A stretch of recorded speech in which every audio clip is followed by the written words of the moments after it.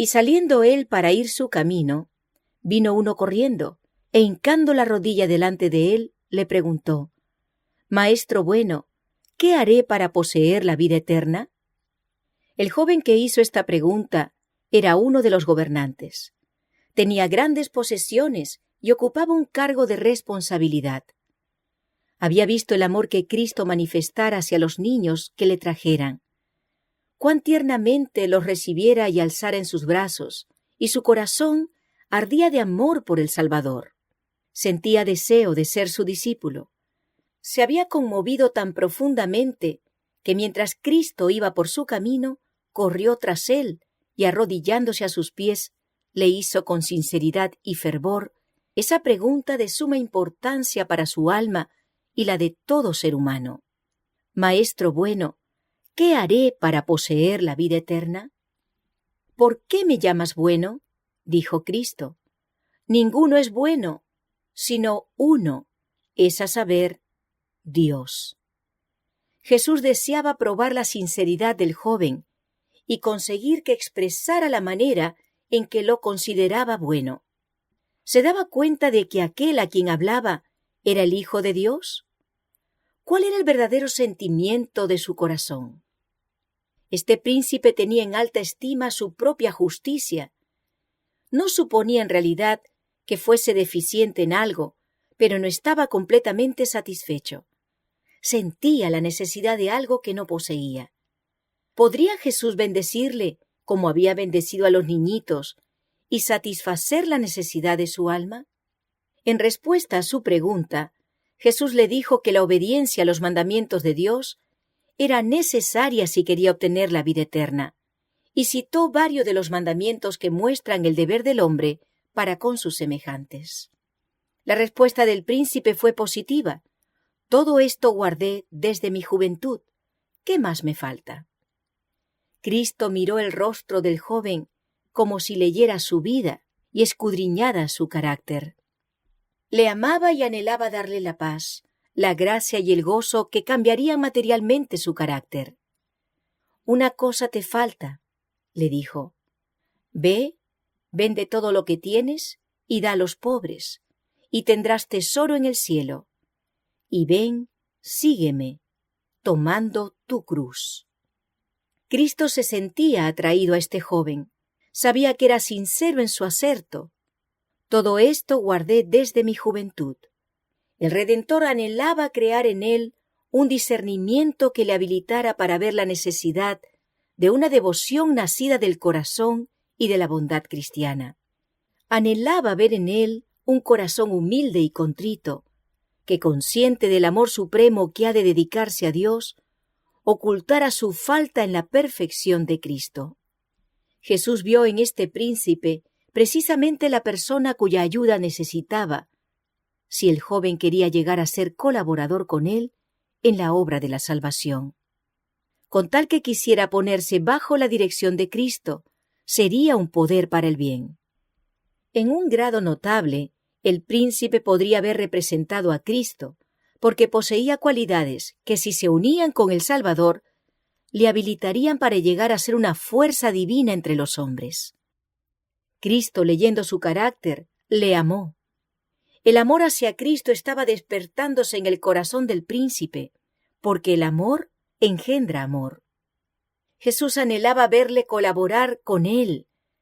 Anhelaba serle como él, un espejo en el cual se reflejase la semejanza de Dios. Anhelaba desarrollar la excelencia de su carácter y santificarle para uso del Maestro. Si el príncipe se hubiese entregado a Cristo, habría crecido en la atmósfera de su presencia. Si hubiese hecho esa elección, cuán diferente hubiera sido su futuro. «Una cosa te falta», dijo Jesús. «Si quieres ser perfecto, anda, vende lo que tienes y dalo a los pobres, y tendrás tesoro en el cielo. Y ven, sígueme». Cristo leyó el corazón del príncipe. Una sola cosa le faltaba, pero esta era un principio vital. Necesitaba el amor de Dios en el alma. Esta sola falta, si no era suplida, le resultaría fatal. corrompería toda su naturaleza. Tolerándola, el egoísmo se fortalecería. A fin de que pudiese recibir el amor de Dios, debía renunciar a su supremo amor a sí mismo. Cristo dio a este hombre una prueba. Le invitó a elegir entre el tesoro celestial y la grandeza mundanal. El tesoro celestial le era asegurado si quería seguir a Cristo, pero debía renunciar al yo, debía confiar su voluntad al dominio de Cristo. La santidad misma de Dios le fue ofrecida al joven príncipe. Tuvo el privilegio de llegar a ser hijo de Dios y coheredero con Cristo del tesoro celestial, pero debía tomar la cruz y seguir al Salvador con verdadera abnegación. Las palabras de Cristo fueron en verdad para el príncipe la invitación: escogeos hoy a quién sirváis. Le fue dejada a él la decisión. Jesús anhelaba que se convirtiera. Le había mostrado la llaga de su carácter y con profundo interés vigilaba el resultado mientras el joven pesaba la cuestión. Si decidía seguir a Cristo, debía obedecer sus palabras en todo. Debía apartarse de sus proyectos ambiciosos. Con qué anhelo ferviente, con qué ansia del alma miró el Salvador al joven, esperando que cediese a la invitación del Espíritu de Dios. Cristo presentó las únicas condiciones que pondrían al príncipe donde desarrollaría un carácter cristiano. Sus palabras eran palabras de sabiduría, aunque parecían severas y exigentes. En su aceptación y obediencia estaba la única esperanza de salvación del príncipe. Su posición exaltada y sus bienes ejercían sobre su carácter una sutil influencia para el mal. Si los prefiriese, suplantarían a Dios en sus afectos. El guardar poco o mucho sin entregarlo a Dios sería retener aquello que reduciría su fuerza moral y eficiencia, porque si se aprecian las cosas de este mundo, por inciertas e indignas que sean, llegan a absorberlo todo. El príncipe discernió prestamente todo lo que entrañaban las palabras de Cristo y se entristeció. Si hubiese comprendido el valor del don ofrecido, se habría alistado prestamente como uno de los discípulos de Cristo. Era miembro del honorable concilio de los judíos, y Satanás le estaba tentando con lisonjeras perspectivas de lo futuro. Quería el tesoro celestial, pero también quería las ventajas temporales que sus riquezas le proporcionarían. Lamentaba que existiesen tales condiciones. Deseaba la vida eterna, pero no estaba dispuesto a hacer el sacrificio necesario. El costo de la vida eterna le parecía demasiado grande y se fue triste, porque tenía muchas posesiones. Su aserto de que había guardado la ley de Dios era falso. Demostró que las riquezas eran su ídolo. No podía guardar los mandamientos de Dios mientras el mundo ocupaba el primer lugar en sus afectos. Amaba los dones de Dios más que al dador. Cristo había ofrecido su comunión al joven. «Sígueme», le dijo. El Salvador no significaba tanto para él como sus bienes o su propia fama entre los hombres. Renunciar al visible tesoro terrenal por el invisible y celestial era un riesgo demasiado grande. Rechazó el ofrecimiento de la vida eterna y se fue, y desde entonces el mundo había de recibir su culto.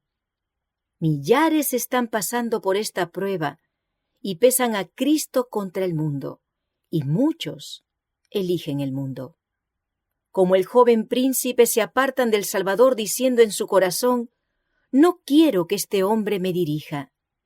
Se nos presenta el trato de Cristo con el joven como una lección objetiva.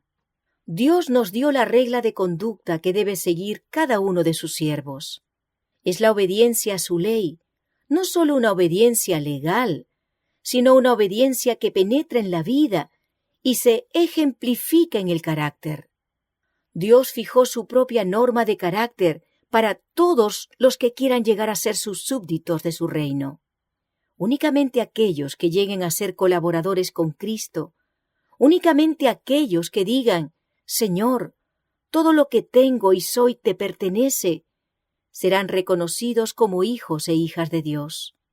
Todos deben considerar lo que significa desear el cielo y, sin embargo, apartarse de él por causa de las condiciones impuestas. Pensemos en lo que significa decir no a Cristo. El príncipe dijo: no, yo no puedo darte todo. ¿Decimos nosotros lo mismo? El Salvador ofrece compartir con nosotros la obra que Dios nos ha dado. Nos ofrece emplear los recursos que Dios nos ha dado para llevar a cabo su obra en el mundo. Únicamente así puede salvarnos. Los bienes del príncipe le habían sido confiados para que se demostrase fiel mayordomo. Tenía que administrar estos bienes para beneficio de los menesterosos. También ahora confía Dios recursos a los hombres, así como talentos y oportunidades, a fin de que sean sus agentes para ayudar a los pobres y dolientes. El que emplea como Dios quiere los bienes que le han sido confiados, llega a ser colaborador con el Salvador. Gana almas para Cristo, porque es representante de su carácter. A los que, como el joven príncipe, ocupan altos puestos de confianza y tienen grandes posesiones, puede parecer un sacrificio demasiado grande el renunciar a todo a fin de seguir a Cristo. Pero esta es la regla de conducta para todos los que quieran llegar a ser sus discípulos. No puede aceptarse algo que sea menos que la obediencia. La entrega del yo es la sustancia de las enseñanzas de Cristo. Con frecuencia es presentada y ordenada en un lenguaje que parece autoritario, porque no hay otra manera de salvar al hombre que separándolo de aquellas cosas, que si las conservase, desmoralizarían todo el ser. Cuando los discípulos de Cristo devuelven lo suyo al Señor, acumulan tesoros que se les darán cuando oigan las palabras: «Bien, buen siervo y fiel, entra en el gozo de tu Señor», el cual, habiéndole sido propuesto gozo, sufrió la cruz, menospreciando la vergüenza, y sentóse a la diestra del trono de Dios. El gozo de ver almas redimidas, almas eternamente salvadas, es la recompensa de todos aquellos que ponen los pies en las pisadas de aquel que dijo: «Sígueme».